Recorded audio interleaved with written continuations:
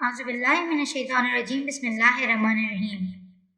جہاد فی سبیل اللہ کی ترغیب کے لیے حضرت ابو بکر رضی اللہ عنہ کا یمن والوں کے نام خط۔ بسم اللہ الرحمن الرحیم۔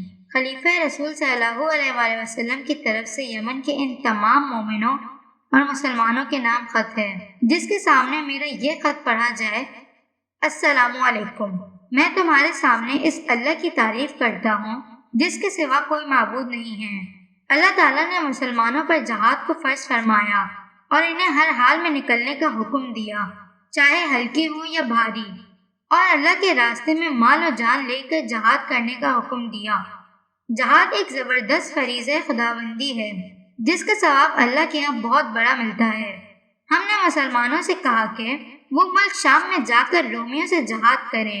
اس کے لیے وہ جلدی سے تیار ہو گئے، اور اس میں ان کی نیت بڑی عمدہ ہے کہ وہ اللہ کو راضی کرنے کے لیے جا رہے ہیں، اور اس سفر جہاد کی تیاری جلدی سے کر لو۔